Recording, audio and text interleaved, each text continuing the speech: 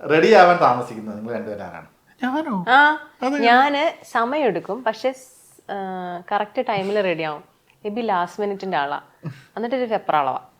അപ്പോ ഇന്ന് തന്നെ എനിക്ക് കുറച്ച് ഫയൽസ് സെൻഡ് ചെയ്യാനൊക്കെ ഉണ്ടായിരുന്നു. അപ്പൊ ഗ്രേസ് ഒരു 10 മണിയായപ്പോഴെന്തോ റെഡിയാകാൻ തുടങ്ങിയതാ.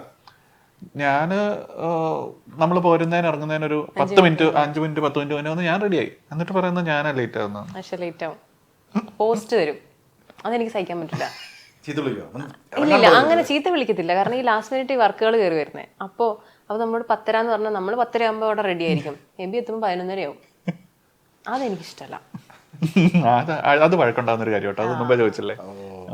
എന്ത് പറയും, പക്ഷെ ഞാൻ പറയാൻ ഇത്രേ പറയുള്ളൂ.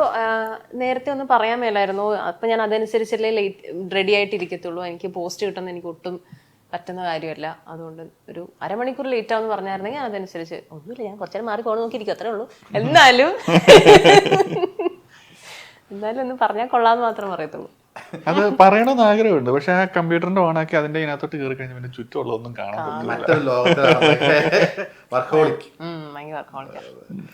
ദേഷ്യപ്പെടുമ്പോ ഗ്രേസ് എന്താണ് വിളിക്കുന്നത്? പോടാന്ന് വിളിക്കുന്നത്. പബ്ലിക്കിൽ എങ്ങനെയൊന്നും പറയരുത്. ഇടയ്ക്ക് പറയാം നീ പോടാ. ഓക്കെ, അപ്പനമ്മയൊക്കെ കാണാം. എന്ത് വിളിക്കണം ശരിക്കും? Next question. പ്രേക്ഷകർക്കറിയാൻ ആഗ്രഹമുള്ള ചോദ്യങ്ങൾ അത് അറിയണ്ട.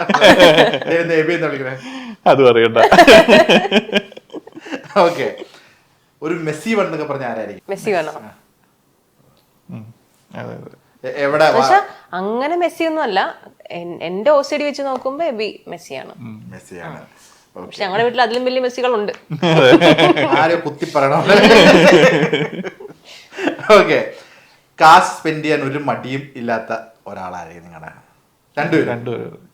അതായത് അതാണ്, അത് ചുമ്മാ അങ്ങനെ എടുത്ത് ഇതാക്കുമെന്നല്ല, നമുക്ക് അത്രയ്ക്ക് വേണം, അത് അത്രയ്ക്ക് സംഭവമാണ്, അത് വേണ്ടതാണെന്നുണ്ടെങ്കിൽ അതിന്റെ എമൗണ്ട് എന്നുള്ളൊരു പ്രോബ്ലം ആക്കത്തില്ല. അതുപോലെ തന്നെ നമ്മളത് പിടിക്കുകയും ചെയ്യും കേട്ടോ. എന്ന് വെച്ചാൽ ആവശ്യമില്ലാതെ എന്നുള്ളൊരു സംഭവമാണെങ്കിൽ ഒരിക്കലും നമ്മൾ സ്പെൻഡ് ചെയ്യത്തില്ല. വേർത്ത് ആണെങ്കിൽ നമ്മൾ മറ്റേ ഈ ആട്ടുകാട്ടിലിടുന്ന പരിപാടിയാ. ഇപ്പൊ എനിക്ക് ഇന്നൊരു സാധനം വേണമെങ്കിൽ ഞാൻ എന്റെ മൈൻഡിൽ ആട്ടുകാട്ടിലിടും. എന്നിട്ട് അപ്പൊ 2 ദിവസം കഴിയുമ്പോൾ അത് ആവശ്യം ഉണ്ടെങ്കിൽ നമ്മൾ മേടിച്ചാൽ മതി. നിർബന്ധമുണ്ടെങ്കിൽ നമ്മൾ ആ കാട്ടിൽ പോയി നോക്കുമല്ലോ. അങ്ങനത്തെ ഒരു സ്വഭാവം ഉണ്ട്, അത് രണ്ടുപേർക്കും ഉണ്ട്. ഈ സാമ്പത്തിക കാര്യത്തിൽ ഭയങ്കര അച്ചടക്കമുള്ളതാണെന്ന് തോന്നുന്നു നിങ്ങൾ രണ്ടുപേരും. അതേ ചെറുപ്പത്തിലേ നമ്മൾ ഇങ്ങനത്തെ ഒരു വന്നതുകൊണ്ട് നമുക്ക് ഓരോ പെന്നിയും നമുക്ക് ഭയങ്കര ഇമ്പോർട്ടൻ്റ് ആണ്. നമ്മൾ അത്രയും ബുദ്ധിമുട്ടിയാണ് നമ്മൾ അത് ഉണ്ടാക്കുന്നത്. അപ്പം അത് ചിലവാക്കുമ്പോഴും നമ്മൾ സൂക്ഷിച്ചേ ചെയ്യത്തുള്ളൂ, അത് മാത്രമേ ഉള്ളൂ. എന്ന് വെച്ചാൽ ഭയങ്കര പിശുക്കറൊന്നുമല്ല. ചില സമയത്ത് ഞാൻ പിടിക്കുക, എന്താണിത് മലവെള്ളപ്പാച്ചിൽ ഒന്ന് പിടിക്കണോന്ന് പറയും ഇടയ്ക്ക്. ആ ചിലവാക്കണാകുമ്പോഴത്തേക്കും അതുപോലെ തിരിച്ചും പറയും കേട്ടോ. എൻ്റെ അമ്മയാണ് അതിൻ്റെ മെയിൻ ആള്. എന്താടി നിന്റെ ഉദ്ദേശം? എബി മേടിച്ചു തന്നൊരു സർപ്രൈസ്, ഈ സർപ്രൈസ് കൊടുക്കുന്ന കൂട്ടത്തിൽ നിങ്ങൾ അങ്ങോട്ടും ഇങ്ങോട്ടും സർപ്രൈസ് കൊടുക്കാറുണ്ടോ? പറഞ്ഞോ. ഞാൻ ഇച്ചിരി പുറകോട്ടാണ് അതില്, പക്ഷെ ഗ്രേസ് ഭയങ്കര മുന്നോട്ടാണ് അതില്. ഒരു ഞെട്ടിച്ചൊരു സർപ്രൈസ് എന്തായിരിക്കും? ഞാൻ ലാസ്റ്റ് ബർത്ത്ഡേക്ക് തന്നാണോ അല്ലേ? എബി ഗിഫ്റ്റ് ചെയ്യും, ഞാനും. അത് കൂടുതൽ ഞാനാ ചെയ്യാ. നമുക്ക് അങ്ങനെ ഭയങ്കര എക്സ്പെൻസീവ് ഗിഫ്റ്റുകളേക്കാൾ കൂടുതൽ ഞാൻ വർക്ക് ചെയ്യുന്ന മിഡി കീബോർഡ് എനിക്ക് ഗ്രേസ് ഗിഫ്റ്റ് ചെയ്ത. അപ്പൊ എന്ന് വെച്ചാൽ നമ്മളിപ്പം അത് ഇത്തിരി എക്സ്പെൻസീവ് ആണ്. സ്റ്റിൽ അതാണ്, അങ്ങനത്തെ ഇതിലേക്കാണ് നമ്മളിപ്പോഴും ഇപ്പൊ ഗിഫ്റ്റ് ചെയ്യുമ്പോൾ പോലും ഇപ്പൊ ഗ്രേസിനാണെങ്കിലും അതുപോലെ യൂസ്ഫുൾ ആകുന്ന സംഭവമായിരിക്കും ഞാനും ഗിഫ്റ്റ് ചെയ്യുന്നത്. ഗ്രേസ് എനിക്ക് ഗിഫ്റ്റ് ചെയ്യുന്നു. അങ്ങനെ ആ ഒരു നോക്കി കണ്ട് മനസ്സിലാക്കി എന്താണ് ഏറ്റവും യൂസ്ഫുൾ എന്ന് നോക്കിയിട്ട് അതിനൊരു പ്രൈസ് പ്രോബ്ലം ആക്കത്തില്ല. അത് അത്ര റിക്വയർമെന്റ് ഉള്ളതാണെങ്കിൽ അങ്ങനെ ചെയ്യും. അപ്പൊ എനിക്ക് ലിസ്റ്റ് ഒക്കെ ഇടയ്ക്ക് തരും, എനിക്ക് ഇനി ഗിഫ്റ്റ് ചെയ്യുമ്പോൾ ഇതൊക്കെ തന്നോളൂ കേട്ടോ. ആവശ്യമുള്ള സാധനങ്ങൾ ഇല്ലെങ്കിൽ ഞാനിങ്ങനെ ഉറക്കെ പറയും, ഇന്നൊരു സാധനം മേടിക്കണം, എന്നാലേ വർക്കിന്റെ ആ സംഭവം ചെയ്യാൻ പറ്റുള്ളൂ. സൈഡിൽ നിന്ന് ഗൂഗിളിൽ അയ്യോ വേണ്ട വേണ്ട. തിരിച്ചു കൊടുത്തൊരു ഗിഫ്റ്റ് എന്തായിരിക്കും? ഗ്രേസിന് സ്ക്രിപ്റ്റ് ഒക്കെ വായിക്കണമെങ്കിൽ ഐപാഡ് വേണമല്ലോ, അപ്പൊ അന്ന് ഐപാഡ് ഗിഫ്റ്റ് ചെയ്തിരുന്നു. അങ്ങനെ ചെയ്യാറുണ്ട്. ഏറ്റവും യൂസ്ഫുൾ ആയിട്ടുള്ള സംഭവം. പ്രാക്ടിക്കൽ ആയിട്ടുള്ള ദമ്പതിമാരെ ഞാൻ സാധാരണ മറ്റേ എന്തെങ്കിലുമൊക്കെ ക്രിസ്റ്റൽ ഗിഫ്റ്റ് അതൊക്കെയാണ് എല്ലാരും കൊടുക്കുന്നത്. തുടക്ക സമയത്ത് അങ്ങനെയായിരുന്നു, കാരണം നമുക്ക് അത്രയും പൈസ ഇല്ലല്ലോ. അപ്പൊ നമുക്ക് ഉള്ളത് വെച്ച് ഓണം പോലെ എന്നുള്ള രീതിയിലായിരുന്നു തുടക്ക സമയത്ത്. പിന്നെയാണ് നമ്മള് ആ ഇയാൾക്ക് ഇതാണ് ഇതിന്റെ ആവശ്യം, ഇതാണ് കൊടുക്കേണ്ടതെന്ന് അറിയുമ്പോഴാണ് അതിനകത്ത് ട്രാക്ക് മാറിയത്. Drama king or drama queen? Queen. എന്താണ് ഒരു അഭിപ്രായം?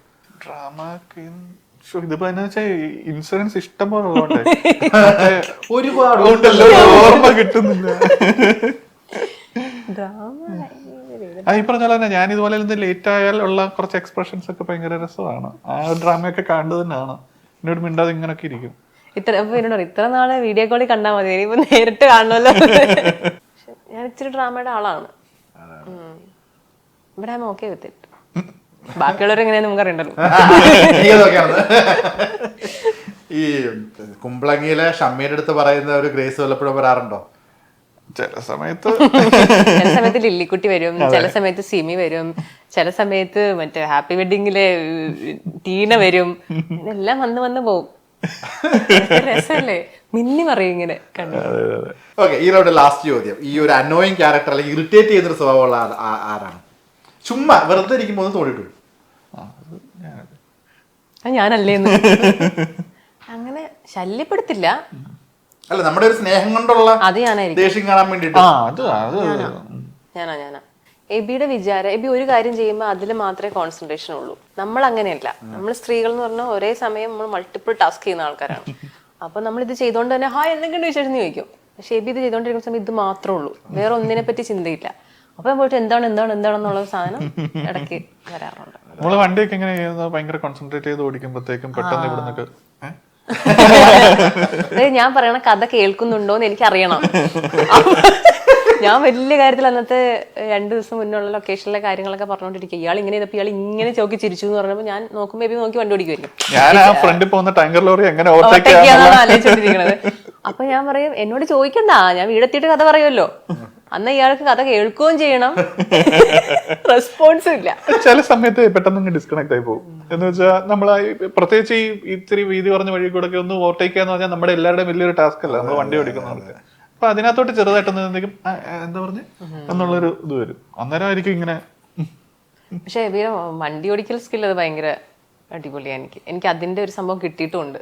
ഗ്രേസും ഭയങ്കര ഡ്രൈവറാണ്, ഞാനെ പഠിപ്പിച്ചതുകൊണ്ട്. അതാണ് എന്നെ വളർത്തിയെടുത്തത്. ഞാൻ പറഞ്ഞില്ലേ, നിങ്ങൾ ഒരുമിച്ച് വളർന്നു ഫീൽ ചെയ്യുന്നു. കുശവന്റെ കയ്യിലെ കളിമണ്ണാണ്. ക്യാപ്ഷനുള്ളതായിട്ടുണ്ട്. അയ്യോ. ഓക്കെ, ആ റൗണ്ടോട് അവസാനിച്ചിരിക്കുന്നു. അടുത്തത് ഒരു ചോദ്യമുള്ളത്, ഞാനിങ്ങനെ ഇൻസ്റ്റാഗ്രാമിൽ കൂടെ ഇങ്ങനെ പോകുമ്പോൾ ഈ മമ്മൂക്കയുടെ കൂടെ നിൽക്കുന്ന ഫോട്ടോ റോഷാക്കിന്റെ സമയത്തൊക്കെ മമ്മൂക്കൊക്കെ നേരത്തെ അറിയണ്ടായിരുന്നു അല്ലേ? ഈ അതൊരു കഴിഞ്ഞ ദിവസം പൊന്നിക്ക എന്നൊക്കെ പറഞ്ഞ് ഇട്ടിട്ടുണ്ട്. മമ്മൂക്കെ വിളിച്ചിരുന്നോ ഈ മമ്മൂക്ക ഗോത്രൂ ചെയ്ത ആ ഒരു സമയത്തൊക്കെ മമ്മൂക്കെ വിളിച്ച്? തീർച്ചയായിട്ടും മെസ്സേജ് ത്രൂ എല്ലാം കോണ്ടാക്ട് ഉണ്ടായിരുന്നു. വിവാഹം കഴിഞ്ഞിട്ട് മമ്മൂക്ക വിളിക്കുകയും ചെയ്തു.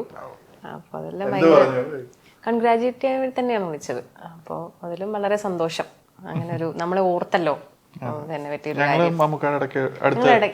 ഇടയ്ക്കിടയ്ക്ക് പോവും മമ്മൂക്കയെ കാണാൻ, ലൊക്കേഷനിൽ ഇടയ്ക്കിടയ്ക്ക് പോവും. അപ്പോഴൊക്കെ ഇങ്ങനെ നോക്കും, എന്താണ് എന്നൊക്കെ ഇടയ്ക്കിടയ്ക്ക് ചോദിക്കും. വിവാഹശേഷം പോയി കണ്ടു?